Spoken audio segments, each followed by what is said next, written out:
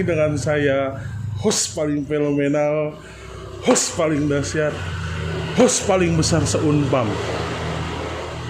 Ngapain nih kita di sini? Pasti tentunya acara gerebek alumni. Tapi hari ini siapa lagi yang kita mau gerebek ya? Mau tahu kelanjutannya? Jangan lupa subscribe, like, and share. Yuk, kalau pengen tahu.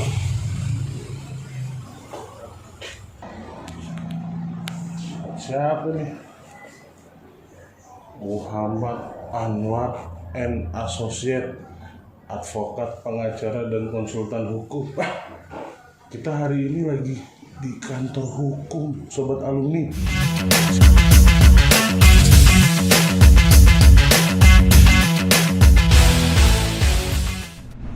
Assalamualaikum, Bang Anwar. Sehat, Bang? Alhamdulillah, waduh. Orang besar nih, kedatangan orang besar nih. Kita ketemu sama Bang Muhammad Anwar.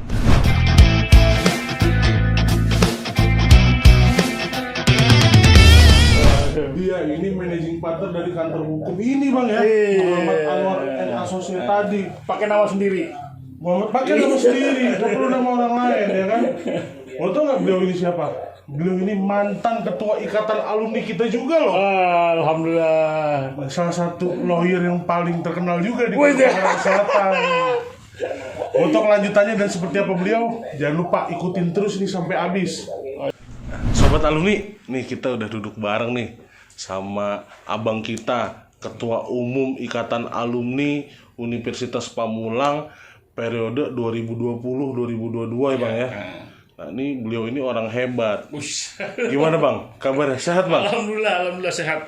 Ini saya lihat dari bawah, kantornya megah sekali. Tapi tentu banyak perjuangan lah Bang ya.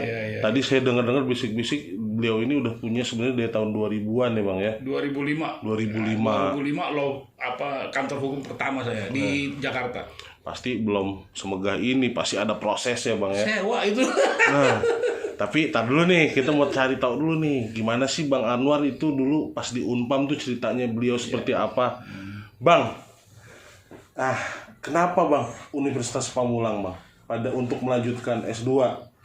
Padahal kan kampus S1 Abang juga ternyata kampus-kampus terbaik se-Jabodetabek, tapi justru orang-orang tuh rata-rata S1-nya universitasnya biasa, tapi S2-nya baru kan cari yang ini justru S2-nya, kayaknya saya harus Unpam nih. Kenapa Bang? Ya sebetulnya pilihannya saya udah jadi mahasiswa Bayangkara, S2-nya, ya kan. Kemudian di Krishna Dwi Payana juga, tercatat semua saya. Nah, karena kan saya juga menjalani profesi gitu kan, waktu juga nggak bisa kita mengikuti kuliah dengan ini. Nah, kemudian putus tengah jalan semua itu dua-duanya. Kemudian ya kita dekat dengan Unpam, kita coba di situ interaksinya bagus lah. Dulu tahun 2012-an lah saya masuk. Ya kan, sehingga dosen-dosennya, kemudian juga kawan-kawan di situ. Kemudian hari Sabtu aja kita full kan dulu kan. Ya udah, jadi alhamdulillah lulusnya di S2 di Unpam. Yang lain nggak bisa ini.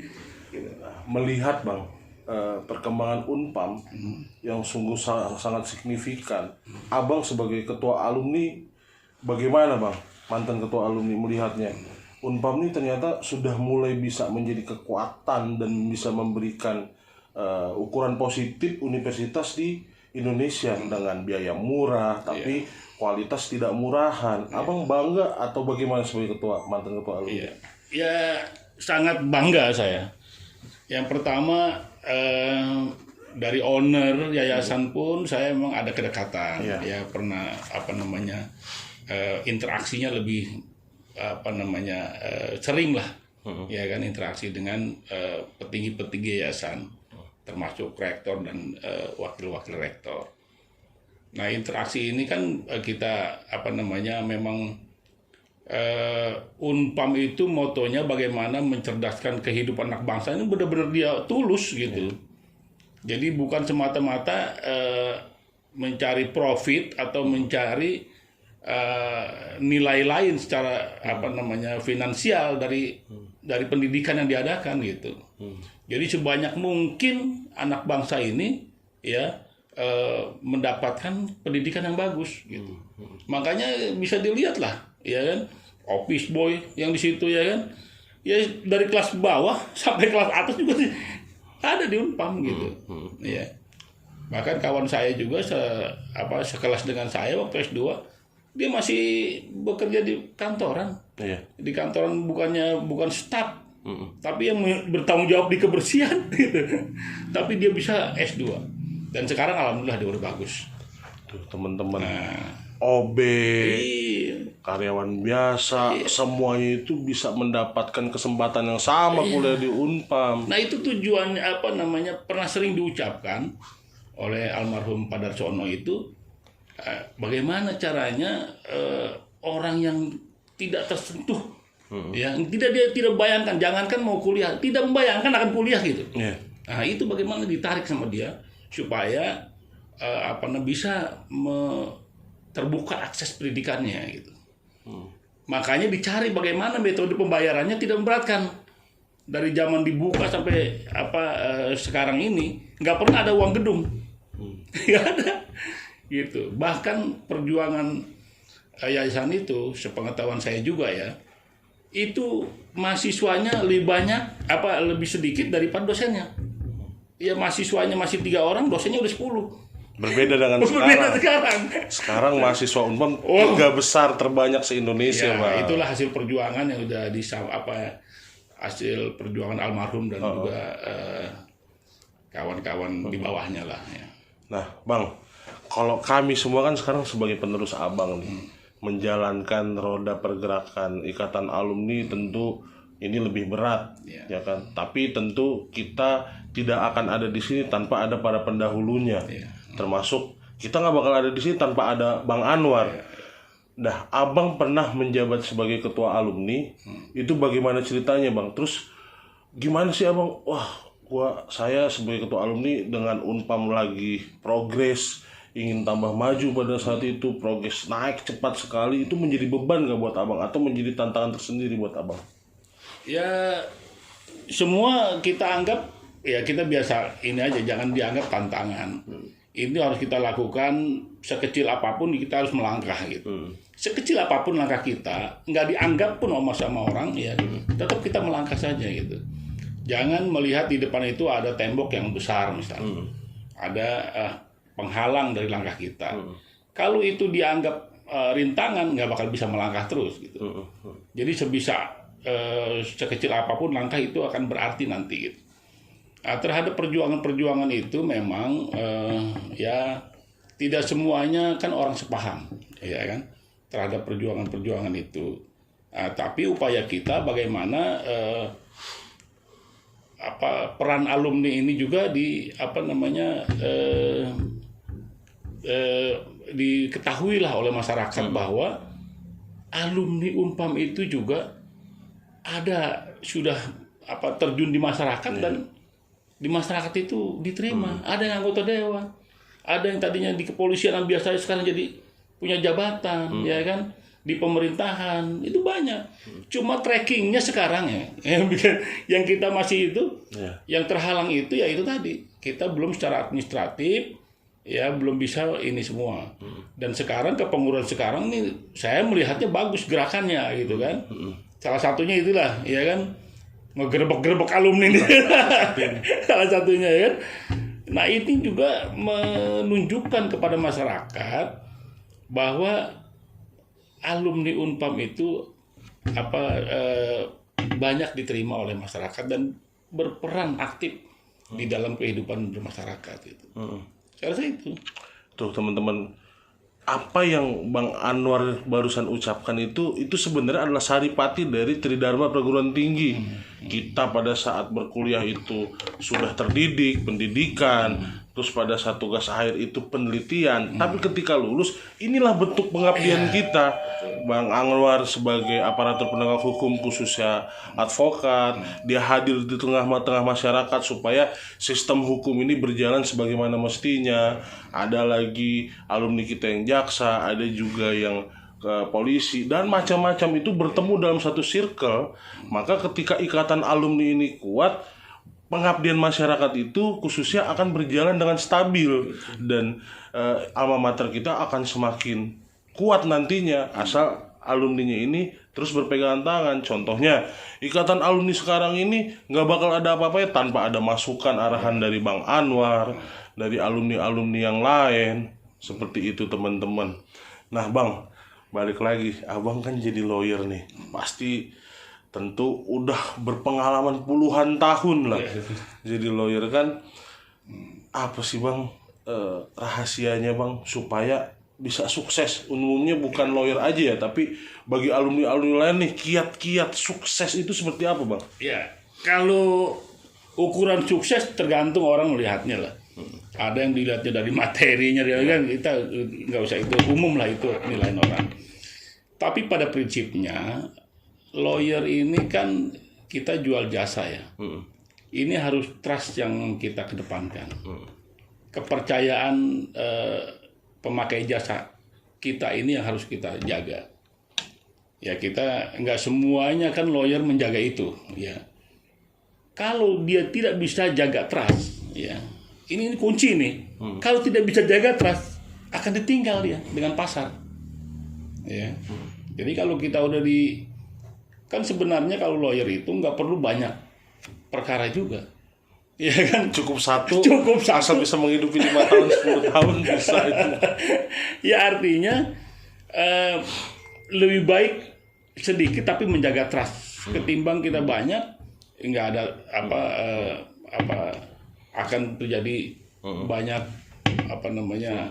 kejelekan pada kita kan.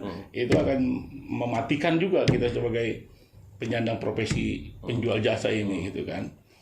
Nah kalau ya kiat-kiat suksesnya gitu ya jalan aja, yang lurus aja. Yang penting kita bagaimana memposisikan profesi kita ini, ya menjalankan profesi kita ini dengan baik dan benar lah. Nah, tadi di awal kita sudah bahas abang punya tempat ini dari tahun 2005 sehingga 2005 itu saya buka kantor pertama saya di Jakarta. Buka kantor pertama di Jakarta. Karena gini, kalau awalnya saya bukan lawyer, saya sekolah teknik. Saya teknik mesin saya, ya. Jadi SLA-nya saya STM, kemudian kuliah teknik mesin, kemudian kerja di perusahaan di pabrik ya, yang bertanggung jawab terhadap mesin.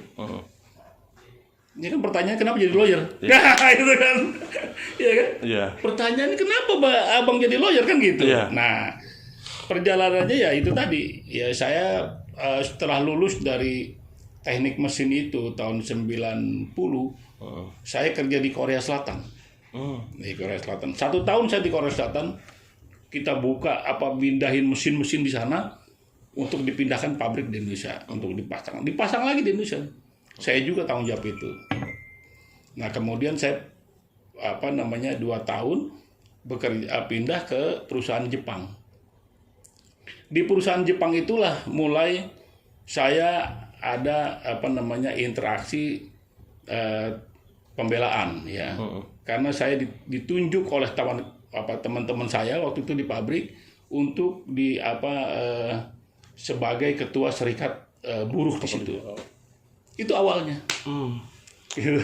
Artinya karena abang mungkin pada saat menjadi ketua serikat buruh di situ ada nilai moral lah yang abang petik bahwa ternyata ini cambukan bagi saya. Saya kayaknya harus jadi aparatur penegak hukum, harus jadi lawyer. Nah, tentu kan namanya orang itu ada pasang, ada surut ya bang ya. Selama menjadi lawyer, ada nggak bang pengalaman paling pahit kayaknya kok bekerja padahal kita sudah tulus membela kepentingan klien, tapi ternyata hasilnya seperti ini. Tentu hasil itu bukan sekedar material aja ya, tapi intinya pengalaman lah, menjadi pengalaman paling pahit lah. Ada nggak bang? Ya dinamika dalam penanganan perkara itu pasti macam-macam. Makanya setiap ketemu dengan orang pun kita anggap ini guru yang terbaik ini. Ini pelajaran gitu. Nah, setiap ada yang kita lakukan itulah proses pembelajaran kita. Jadi kita jangan terbebani oleh tanggung jawab kita terhadap penanganan perkaranya. Tapi bagaimana perkara ini kita jalankan sebagai profesi yang memang kita bertanggung jawab terhadap persoalan itu ya, karena diberi tanggung jawab oleh klien kita untuk memperjuangkan haknya dia, ya kan? Nah, karena dia udah melaksanakan kewajibannya, ya kan, secara profesi dia bayar kita, kan kita tanggung jawab ya terhadap itu. Nah, kesulitan apapun dalam menjalankan perkara itu jangan menjadi beban kita. Tapi kalau ada kendala itulah bentuk pembelajaran kita. Karena kan ente juga lawyer juga, ya kan? Tahu lah Masih kan? belajar, Bang. Makanya ini sebenarnya sambil bertanya, sambil gali ilmunya teman-teman. Iya. Sambil nyolong-nyolong ilmu kita, ya nggak? Sekarang gini, kita sama-sama lawyer. Ya. Satu kasus, misalnya kasus pemutusan hubungan kerja, ya kan? Saya dari sisi penanganan terhadap kasus ini pasti akan berbeda dengan menangani kasus ini. Iya. Begitu juga pembayarannya. Iya. Harga kasus ini bisa aja saya lebih mahal, ya kan? Atau lawyer lain lebih mahal, ya kan? Itu pasti berbeda itu, karena banyak ini kan ruang yang memang tidak ada tidak ada kayak di ini harga itu gelap, Fluktuatif. lawyer harganya gelap gitu kan. Sehingga kasus yang sama itu pasti harganya tiap lawyer pasti berbeda. Jadi bukan disparitas putusan aja, Bang, yang berbeda. Betul. Lawyer juga cara penanganannya berbeda. Iya. Nah, ada klien-klien kita yang puas dengan cara-cara kita sehingga dia tidak lari dari kita. Nah, itulah yang saya ada klien saya itu dari bapaknya klien saya sampai anaknya menjadi klien saya juga. Satu perusahaan di Tangerang ini, ya kan. Bahkan asetnya itu menjadi tanggung jawab saya, dibebankan sama mereka menjadi dikelola oleh saya gitu. Nah, itu kan luar biasa kepercayaan, ya kan. Nah, itulah yang harus kita jaga, ya harus kita jaga. Jangan sampai kepercayaan hilang, dia akan ngomong, ya kan, ke orang lain. Itu tadi. Karena trust tadi. Kalau trust dia ngomong ke orang, direkomendasilah kita untuk menangani kasus yang direkomendasikan oleh klien kita. Nah, Bang, terakhir nih. Iya. Bayaran termahal Abang. Bayaran termahal kan belum tentu terkait material ya. Iya. Kalau ada yang bilang, saya udah bantu orang ini dari segala kasus, kayaknya nggak mungkin kalau dia menang atau nggak mungkin kalau dia bebas. Tapi karena perjuangan Abang, karena ketelitian Abang, akhirnya berhasil dan menang. Itu. Bayaran termahal Abang ngebantu orang tuh seperti apa, Bang? Pernah nggak ada pengalaman? Jadi kan kalau lawyer, kalau bicara masalah pembayar gitu kan ada beberapa macam ya. Yang paling intinya aja lah ya, ada operasionalnya, ada lawyer fee-nya, ada sukses fee-nya. Iya. Kadang kita menerapkan semuanya, tapi kadang juga saya tidak menerapkan semuanya. Bagaimana ini kita terapkan semuanya itu tergantung siapa yang minta tolong sama kita. Ada juga yang kita tidak terapkan itu semuanya. Kalau memang dia perlu bantuan kita, ya. Jadi beberapa sering kita bantu itu misalnya ada anak yang memang anak di bawah umur ya, kemarin belum lama ini juga yang menjadi booming juga itu ya, ditipu sama pacarnya untuk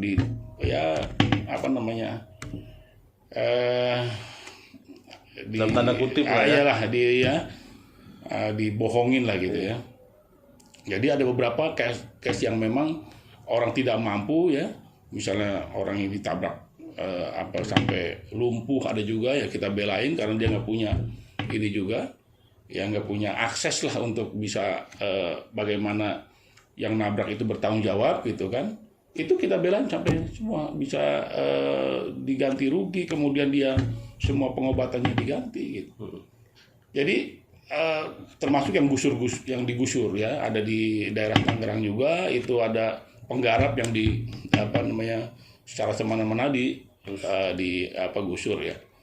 Jadi beberapa case juga yang memang kita tidak terapkan untuk kita lakukan apa yang menjadi kewajiban seorang klien yang minta bantuan gitu. Ya tadi ya orang di PHK, kalau dia nggak mampu, ya kita berikan bantuan juga itu. Balik lagi, menurut undang-undang advokat tidak boleh menolak Iya, perkara apapun yang datang kepadanya. Betul. Itu ya orang pengacara mah gampang lah. Bang, kayaknya terlalu seru bang kalau kita ngobrolin semuanya nih di acara Gerbek Alumni. Gimana kalau misalkan kita tetapkan saja nanti waktunya untuk di podcast ya Sobat Alumni. Silakan supaya aja. kita lebih tahu, mengenal lebih dalam mantan ketua alumni kita, Amin. abang kita Bang Anwar, dan bagaimana sisi lain Bang Anwar nanti kita cari tahu saja di podcast. Nah, untuk Gerbek Alumni Bang, saya cuma minta pesen-pesennya untuk teman-teman alumni yang sekarang mungkin baru lulus, supaya dia tetap konsisten, semangat untuk menjalani pekerjaannya supaya bisa sukses kelak. Ada nggak bang pesen-pesennya bang? Ya kalau saya ya berpesan ke kawan-kawan yang baru masuk dunia kerja, itu pikirannya ya jangan langsung dia berharap dengan apa yang dia kerjakan itu akan terpuaskan secara materi. Tapi bagaimana menggali ya ilmu dan pengetahuan yang dalam, khususnya kekhususan ya. Jadi kalau kita ahli di satu bidang itu pasti ya itu biar bisa mungkin itu pasti ada nilainya gitu. Nah itulah yang harus kita tekankan kepada teman-teman semua. Kan ada juga masuk dunia kerja langsung maunya kaya gitu kan, nggak bisa. Semuanya melalui proses. Jadi harapan saya ya lakukan aja yang terbaik ya, kemudian menjadi ahli dalam bidangnya gitu. Nah teman-teman, udah cukup lama juga kita berbincang, mendapat ilmu, mendapat pesan, mendapat semangat dari abang kita semua, Bang Anwar. Semoga apa yang beliau sampaikan nanti menjadi suri toladan bagi teman-teman alumni semua yang kuliah di Unpam, juga bukan untuk alumni aja tapi adik-adik kita, supaya dia menatap masa depan itu lebih konsisten, lebih termotivasi dengan ada sosok-sosok alumni kita yang luar biasa hebat. Nah, untuk sekarang mungkin sampai ini aja teman-teman. Kita tepuk tangan dulu buat Bang Anwar. Semoga sukses selalu Bang, semoga sehat selalu, semoga terus terinspirasi, memberikan inspirasi untuk kita semua adik-adik abang. Nah teman-teman, mau tahu lagi kelanjutannya siapa lagi yang bakal kita gerbek ke depannya, jangan lupa subscribe, share, and like. Oke, Sobat Alumni, Ya, terima kasih. ciao.